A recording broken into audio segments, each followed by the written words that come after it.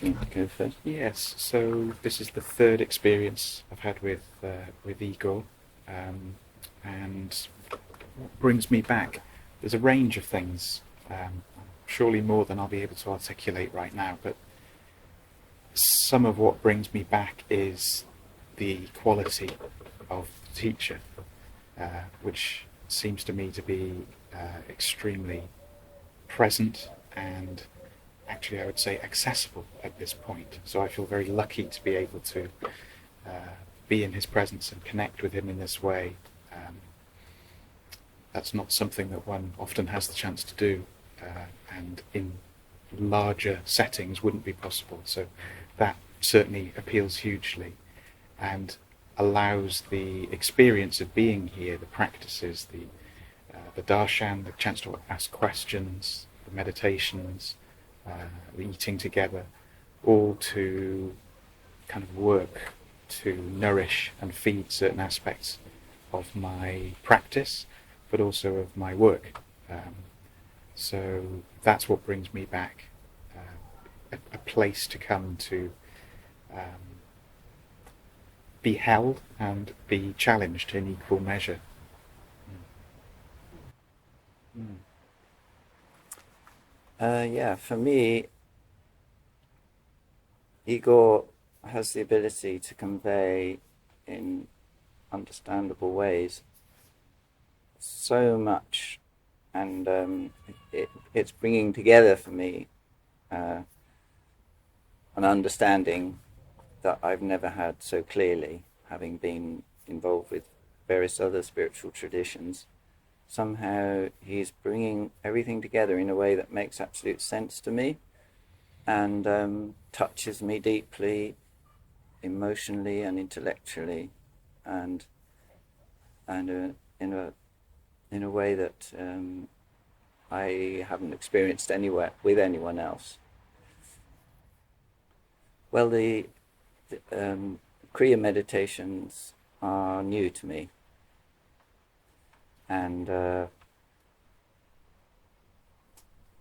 ability to find that spontaneous movements and sounds and so on are emerging have such an effect that silent sitting hasn't been able to have, in my experience. And so somehow I'm going to be stealing what you've said to me, Keith, now, and maybe I should leave it for you to say, but it's this fact that there is the freedom to move and make sounds that ironically enables moments of stillness that I've found in the sittings, in these meditations, whereby in my previous meditation practices, where I always imagined that the aim was to find stillness in sitting still and being silent, has actually generated a lot of inner turbulence. So there's a paradox in that, but it's just occurred to me because Keith, you suggested it, and it feels very true. You might want to add to that. Yeah, so I agree clearly with that. I think that's definitely part of the signature, and I think probably I'm just repeating myself, but the other thing that feels to be particularly sharp and in focus, that I would have to share to someone who didn't know anything about this and was considering coming, would be just the sheer kind of brilliance of the man.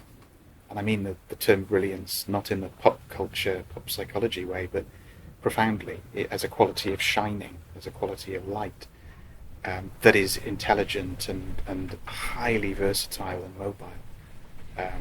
So we've mentioned asking questions. It seems to me one could ask a question about anything and one would be met by an answer you wouldn't have heard before or be likely to hear from anyone else. And that's an extremely and extraordinarily rare thing, which I value hugely and would definitely want to communicate to anyone who didn't know Igor's work already. and the sheer width of, as you said, the broad references, from talking about film to talking about Vedic scriptures to, personal anecdotal experiences to deep responses to people's story. It's quite a distillation of skills to be brought together in one person and made that fluent and that profound. Yes. Yeah. And to pick up on what you were saying, one of the other things that finds its frame of reference frequently in Igor's teachings and ways of teaching would be science, quantum physics, neuroscience. That's as valid a form at that level, and part of the synthesis, part of the times that we're in. And yet, if it exists, tantrically speaking, it's there to be used, to be drawn upon. Yeah. Mm. Even referenced the Sex Pistols yesterday. I mean. Oh yeah, he did. Well, I've had moments of almost being in tears with what? With gratitude, with a feeling of grace, a feeling of light entering me, with humility. I could keep naming things probably. It's hard to pin down, but just moved, really emotionally moved by the experience, being in the group. Yeah, it's hard to find words. What would you say? It's very hard to find words. I share some of those experiences. I've also felt really profoundly met. Emotionally, that was the level the question came from, but at all other levels too. Just that this is someone here who in this moment, usually with eye contact, just really, really sees me. Which is both at a certain frequency very challenging, or sometimes, could have terror in it. But it's also sublime in the true sense. And I think that's part of what I meant by getting nourished by coming to these. That is not a sort of everyday occurrence in my life, maybe in most people's lives. So to meet it and to be recognized in recognizing it for what it is extraordinary. And one of the other feelings that goes with that, along with the humility, the gratitude, the worthiness,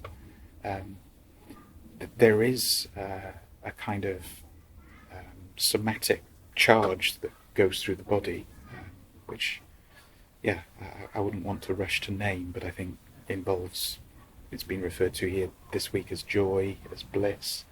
It's in that order. Yeah.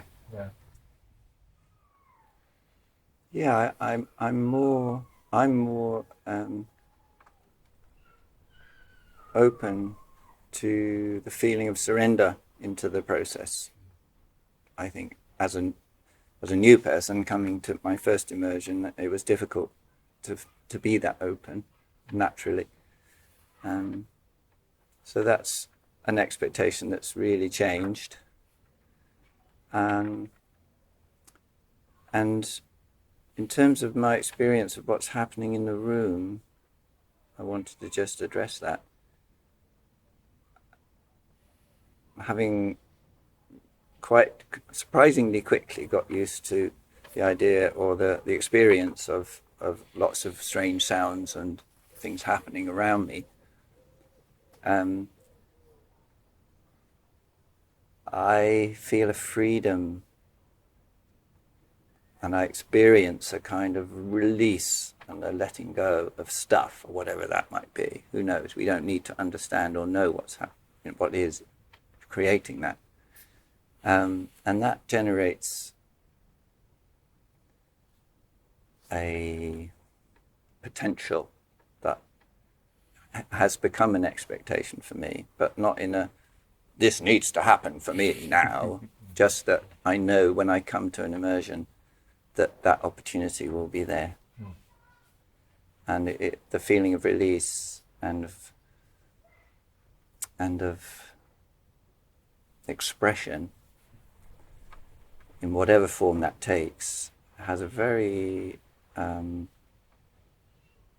soothing and therapeutic value at some level. And I trust, because Igor's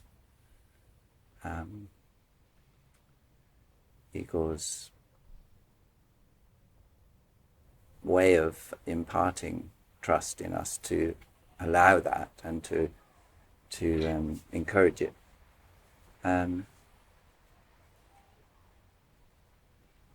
That is enough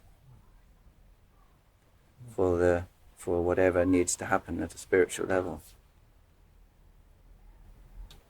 Well,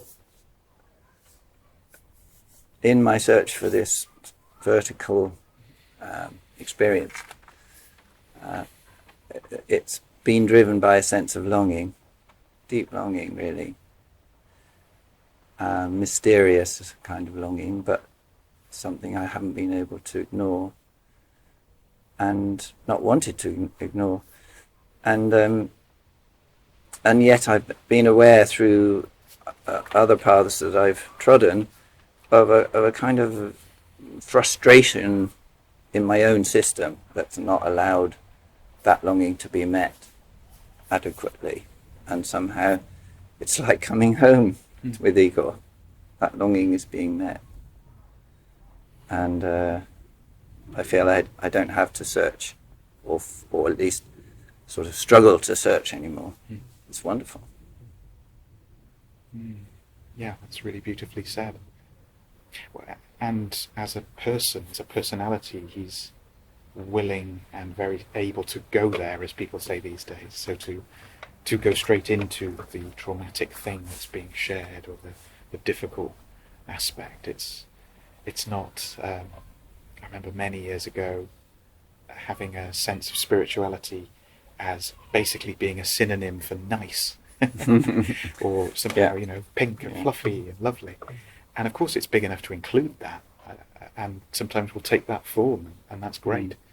But yeah, it's also the drawn sword, or the fierce yell, or that which cuts through and pierces the painful, the illusory thing.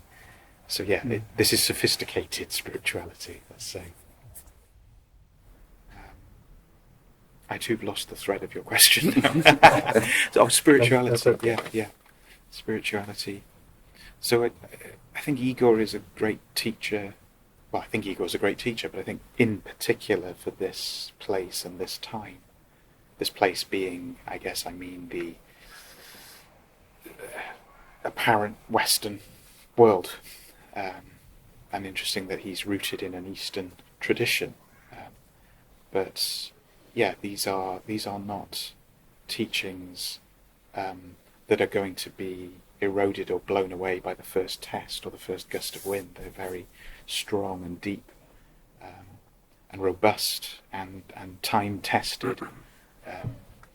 And so I think that, together with what we explored already about the cultural ego being so fluent across so many, able to find the right pitch to speak to so many different people in different countries, different contexts and cultures. That's part of how spirituality needs to be, really, to address a time like the one we're in, coupled with the sense of it being, this is the kind of language I tend to use in my work, that it's transpersonal, that it's fundamentally access to that which is bigger than your own apparently individual, apparently separate self. Those things coming together, as they clearly do in Igor, as a sort of synthesis of many different threads and forms, is very extraordinary, and feels like the medicine, or at least part of the medicine that a time like this requires. Yeah.